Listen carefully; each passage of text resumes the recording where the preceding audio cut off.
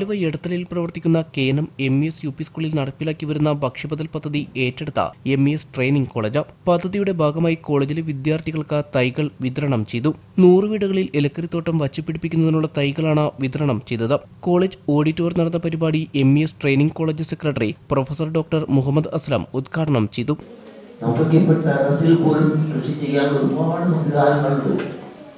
Dragon fruit എൻ്റെ വീട്ടിൽ കൃഷി ചെയ്തിരുന്ന ടെറസിലാണ്. പല 2 വെറൈറ്റിയുടെ വെള്ളയും ബ്രെഡും നന്നായിട്ടുണ്ടാവുന്നത്. ചെറുനാരങ്ങ നന്നായിട്ട് വേരുവേണ്ട സാധനം അതെൻ്റെ വീട്ടിൽ ടെറസിലുണ്ടായി കിടക്കുന്നുണ്ട്.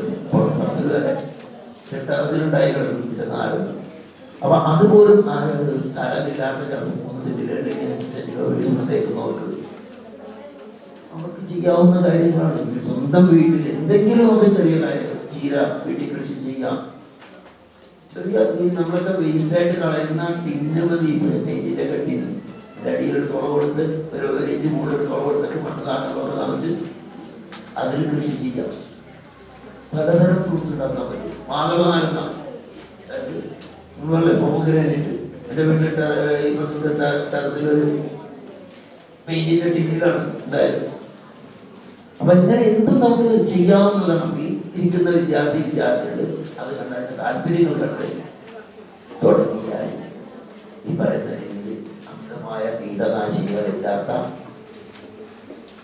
ജൈവ രീതിയിൽ ഉണ്ടാക്കിയെടുത്ത ഉൽപ്പന്നങ്ങൾ, ഭക്ഷ്യോൽപ്പന്നങ്ങൾ, പച്ചക്കറികളും പഴങ്ങളും നമുക്ക് വീടുകളിൽ തന്നെ ഉണ്ടാക്കാൻ കഴിയും. കോളേജ് പ്രിൻസിപ്പൽ TP ഓമന അധ്യക്ഷത വഹിച്ചു.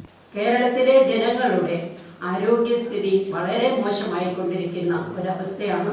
നമുക്കറിയാം, ജീവിതശൈലി രോഗങ്ങൾ വളരെയധികം വർദ്ധിച്ചുകൊണ്ടിരിക്കുന്ന ഒരു സമയത്തിലൂടെയാണ് നാം കടന്നുപോയിക്കൊണ്ടിരിക്കുന്നത്.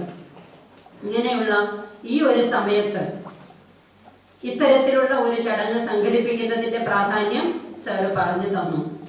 അതുകൊണ്ട് തന്നെ എല്ലാവർക്കും ആരോഗ്യം, നമുക്കറിയാം അധ്യാപകരാകാൻ പോകുന്ന വിദ്യാർത്ഥികളാണ് ഇവിടെ ഇരിക്കുന്നതിൽ ഭൂരിപക്ഷം പേരും. അവർക്ക് അവബോധം സൃഷ്ടിച്ചു കൊടുത്തു കഴിഞ്ഞാൽ അവർ വരും തലമുറയെ വാർത്തെടുക്കുമ്പോൾ നമ്മുടെ മൊത്തം സമൂഹത്തിൽ മാറ്റങ്ങൾ വരുത്തുവാനായി സാധിക്കും. School head master NH Jabbar ഭക്ഷ്യബദൽ പദ്ധതിയെക്കുറിച്ച് വിശദീകരിച്ചു. ആ ജൈവ വൈവിധ്യം നമുക്ക് കൈമോശം സംഭവിച്ചുകൊണ്ടിരിക്കുന്നു. കഴിഞ്ഞ നൂറ്റാണ്ടിന്റെ അവസാനം വരെ നമ്മുടെ പൈതൃക സസ്യങ്ങൾ, അതായത് ഭക്ഷ്യയോഗ്യമായ 3000-ഓളം ഭക്ഷ്യയോഗ്യമായ ഇലക്കറികളുണ്ട് നമ്മുടെ ചുറ്റും. അപ്പൊ നമ്മുടെ വരുന്ന തലമുറയ്ക്ക് അത് ഏതാണെന്ന് അറിയാൻ പാടില്ല. നഗരവൽക്കരണവും വ്യവസായവൽക്കരണവും മൂലം അവർക്ക് വംശനാശം സംഭവിച്ചുകൊണ്ടിരിക്കുന്നു. അപ്പോ അത്തരം പൈതൃക സസ്യങ്ങള് വരുന്ന തലമുറകൾക്ക് കൈമാറിയില്ലെങ്കിൽ മാനവകുലത്തിന്റെ നിലനിൽപ്പിന് അത് പ്രതികൂലമായി മാറും. അവിടെയാണ് ഭക്ഷ്യബദൽ. ഐക്യരാഷ്ട്ര സംഘടന തന്നെ ഔഷധ സസ്യങ്ങൾക്ക് ആരോഗ്യ സംരക്ഷണ രംഗത്തുള്ള പ്രാധാന്യം കണക്കിലെടുത്തുകൊണ്ട് സസ്യസുരക്ഷ, ജീവൻ സുരക്ഷ എന്നൊരു സന്ദേശം ലോകമെമ്പാടും പ്രചരിപ്പിക്കുകയാണ്. ഈ പ്രതലത്തിൽ നിന്നുകൊണ്ടാണ് ഞാൻ നിങ്ങളോട് എന്താണ് ഭക്ഷ്യബദൽ എന്ന് സമ്മാനിക്കാൻ ആഗ്രഹിക്കുന്നത്. ആഗോളതാപനവും കാലാവസ്ഥാ വ്യതിയാനവും മൂലം ഭൂമിയുടെ ഉൽപാദന ശേഷി കുറഞ്ഞു വരികയാണ്. ഐക്യരാഷ്ട്ര സംഘടന വരാനിരിക്കുന്ന ഒരു വലിയ ഭക്ഷ്യ പ്രതിസന്ധിയെ കുറിച്ച് നമുക്ക് മുന്നറിയിപ്പ് നൽകുന്നു.